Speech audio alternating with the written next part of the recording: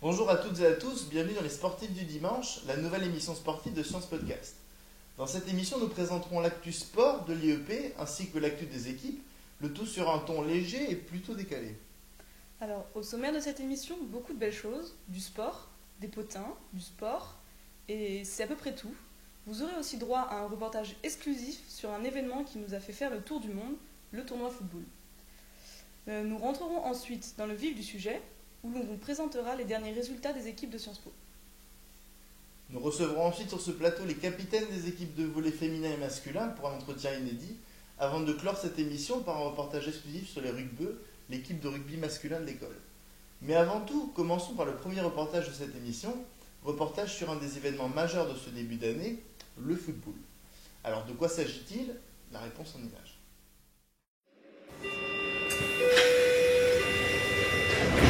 Un petit peu plus nombreux, donc c'est pas grave, on va quand même réussir à faire 4 équipes de 5. Donc ce qui va se passer, c'est que vous allez tous jouer les uns contre les autres, vous allez accumuler un certain nombre de points en foot, que après vous allez partir, ceux qui ne jouent pas, vers la pétanque. Et en fonction des points que vous gagnez à la pétanque, il y aura un classement global, et après on fera un classement. Et les premiers auront la chance de gagner le superbe trophée du football.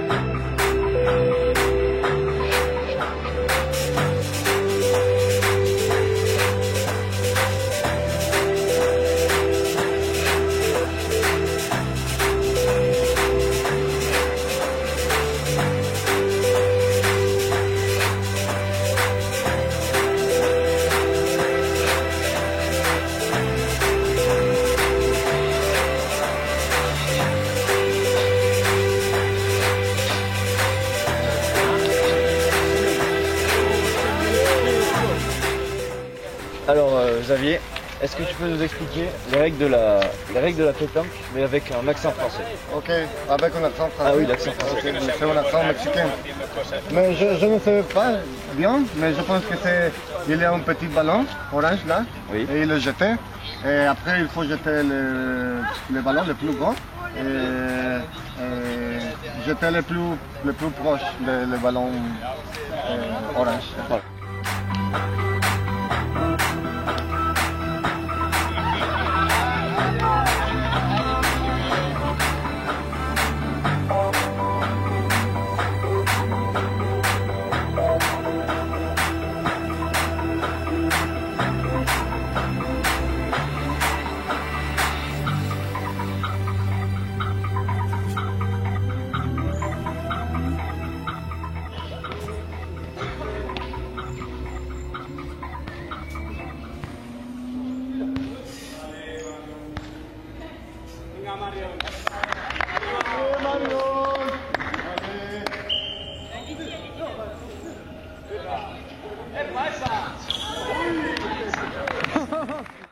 Véritable succès donc pour la seconde édition de ce football, une initiative à faire perdurer bien sûr.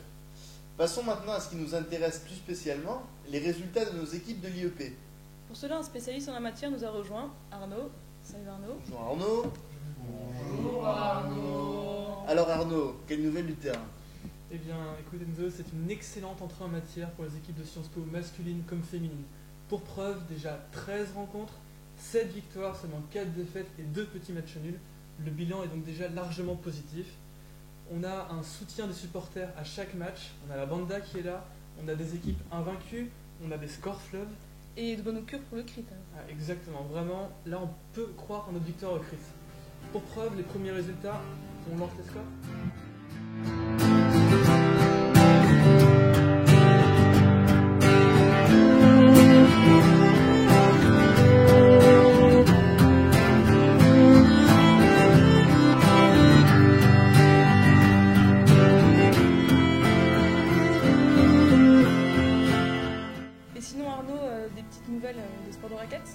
Alors les sports de raquettes, ils se portent très bien. Ça commence mardi soir à 20h avec le badminton. Les barbades, je le rappelle, c'est mixte. Donc 5 équipes, vraiment 5 équipes, donc beaucoup de joueurs, beaucoup d'adversaires, beaucoup d'ambiance évidemment. On veut du monde pour les voir. Quant au tennis, il faudra attendre. C'est prévu pour février et mars. Pourquoi? Parce qu'on attend le soleil le beau temps. Et on attend aussi du monde. Bien sûr, merci Arnaud, merci beaucoup pour ces résultats. Notre spécialiste de terrain du plateau. Sciences Po a fait donc fort belle figure en ce début d'année en attendant le CRIT qui reste bien sûr l'objectif principal de toutes les équipes. Flamine, maintenant, la suite du programme. Alors Enzo, maintenant nous rentrons dans la dernière phase de cette émission avec l'interview de nos 2 invités exclusifs du jour. Mais avant de les recevoir, partez découvrir un entraînement de volley avec Emma et sa chronique « J'ai testé pour vous sur la route du CRIT ». Kikou les amis, après moult beuveries et la soirée dévoilement du thème du CRIT, aujourd'hui, hygiène de vie. Nous irons tester pour vous une spéciale CRIT, l'équipe de volley. On sent qu'il y a une tension. Donc en tant qu'enquêtrice de terrain, je vais me frotter à la pratique du volley. Hein? Donc c'est bon, là j'y vais.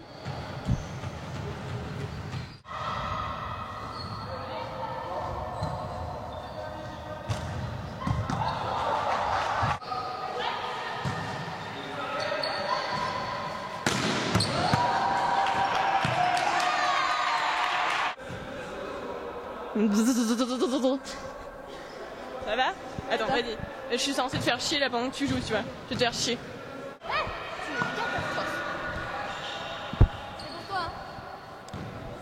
Et pas d'insolence là, s'il te plaît. Hein. On se calme. Tu te calmes.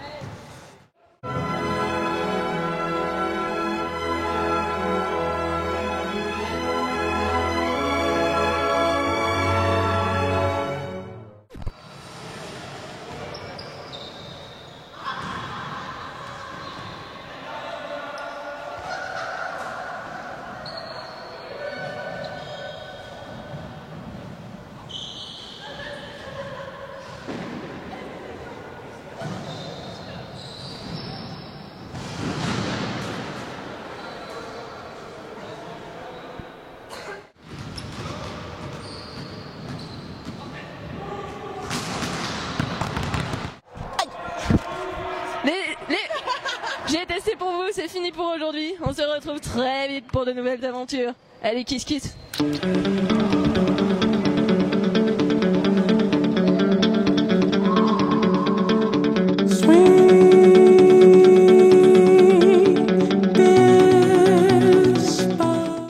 Avant toute chose, félicitations pour vos premières victoires, notamment celle de la BEM.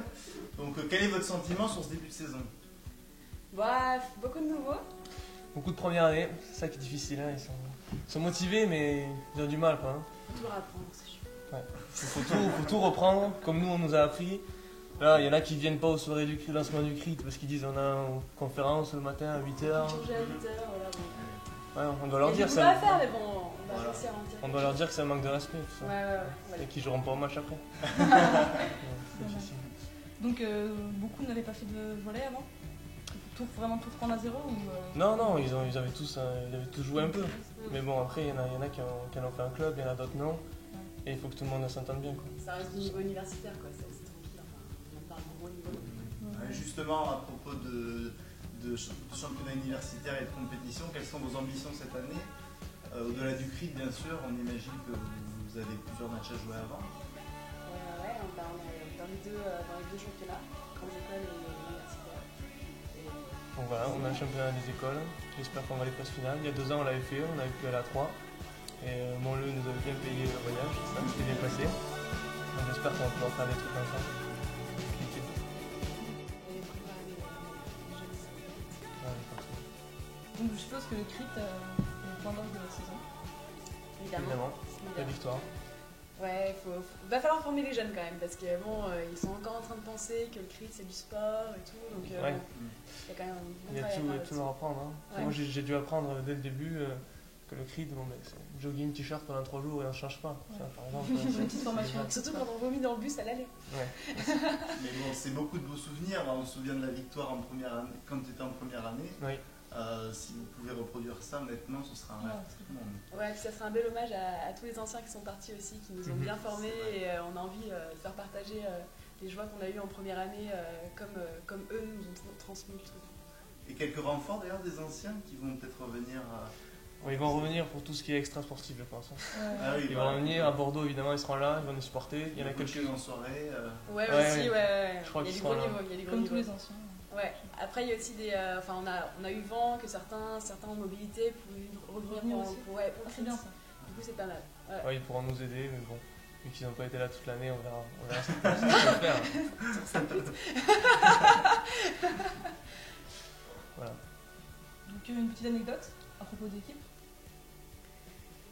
Il n'y a pas encore, hein, non, Ouais, mais il va falloir qu'on les c'est convainque. beaucoup de première année, ça ouais, chafouine c'est pas ça. trop. Hein, bon. On essaye de les pousser, on les provoquer fait les voir, anecdotes, ouais, en fait. on va les provoquer, on va les provoquer les Heureusement, anecdotes. Mais là, l'année a un peu peiné à démarrer et là on commence à... Le meilleur est à venir. Le meilleur est à venir, le meilleur a déjà été hier soir. Oui, mais, et puis, Mais l'ambiance est bonne en tout cas. l'ambiance est super bien. L'ambiance est bonne au niveau des équipes, vous faites des entraînements ensemble et des repas peut-être?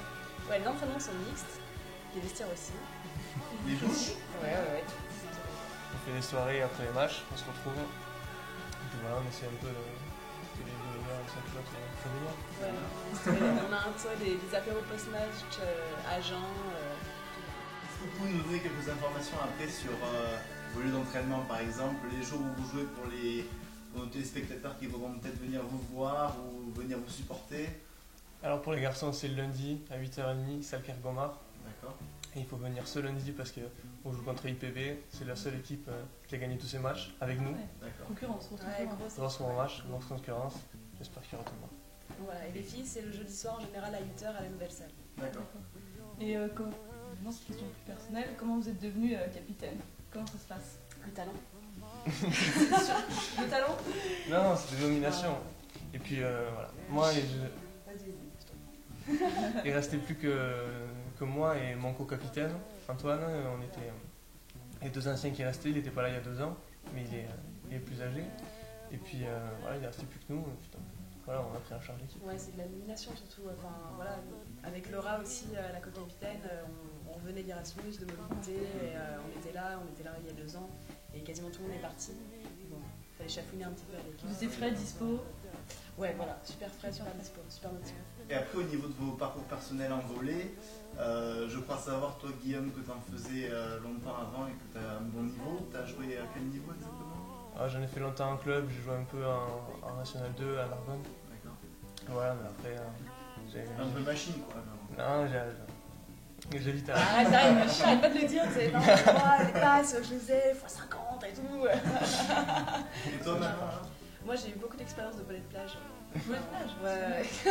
Très bon pour l'extension. Ouais, voilà, c'est ça.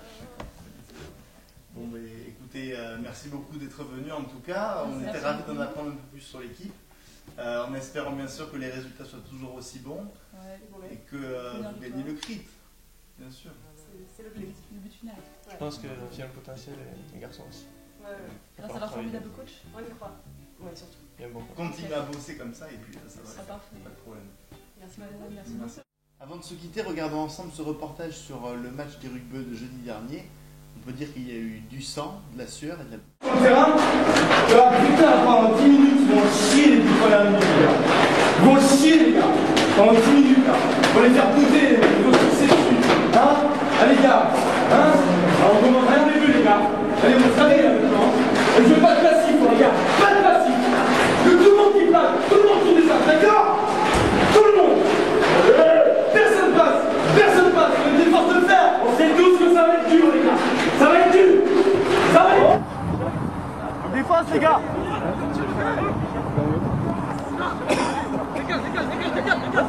Allez, avec Clément. Viens pas. Pourquoi il a passé?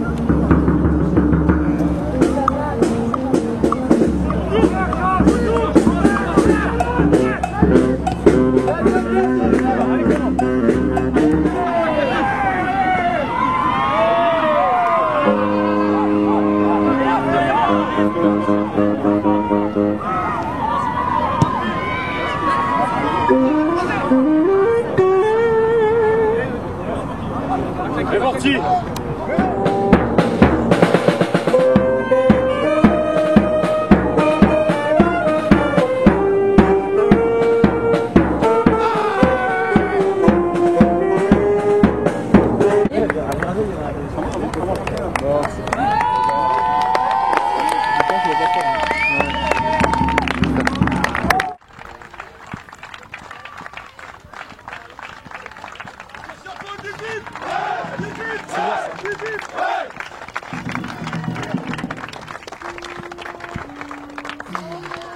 Ouais, un score assez large mais qui reflète pas vraiment le match. Sciences Po a fait une très bonne première mi-temps où nous on s'est peut-être aussi un peu Hugo et avec des bons scores sur les deux derniers matchs. Et ils ont été très bons en défense, très vaillants, bien présents dans les racks. Et on a payé toutes nos erreurs et heureusement on fait une bonne fin de première mi-temps, un bon début de deuxième mi-temps. Et je pense que le score ne reflète pas le match non plus et on peut être satisfait de notre bonne défense et des bonnes individualités qu'on peut d'aller marquer les essais quand il fallait. Là, on savait que ça allait être un match difficile. On savait que ça allait jouer énormément au mental. Voilà, les 30 premières minutes, on a bien tenu. Et voilà, on va essayer de continuer sur cette lancée à faire de la grosse défense. Maintenant, le crit, on sait que ça va jouer énormément là-dessus. Et voilà. Un gros niveau en face, mais bon, on a quand même bien tenu sur le début, en défense notamment. Après, physiquement, ça a été un peu dur et on s'est souvent laissé un peu trop déborder, mais bon, globalement, quand même, sur l'engagement et l'état d'esprit, c'est plutôt positif. Cette émission touche à sa fin. Merci beaucoup à nos invités, spécialistes et autres consultants de leur participation. On souhaite bonne chance à toutes les équipes de l'IEP, même celles dont nous n'avons pas trop parlé aujourd'hui, et surtout celles qui ont perdu. Un grand bravo pour les efforts que vous fournissez sur les terrains et surtout, ne lâchez rien car le grand crit classé arrive à grands pas. Flamine, le mot de la fin pour toi? Oui, Enzo. Alors merci à tous d'avoir suivi cette première des sportifs du dimanche. Merci au capitaine des volleyeurs Guillaume et à la capitaine des sans-culottes Manon. Enfin, merci à toute l'équipe, Florian, Théo, Thomas, et à dans 2 semaines pour la seconde des sportifs du dimanche. Salut Enzo. Salut.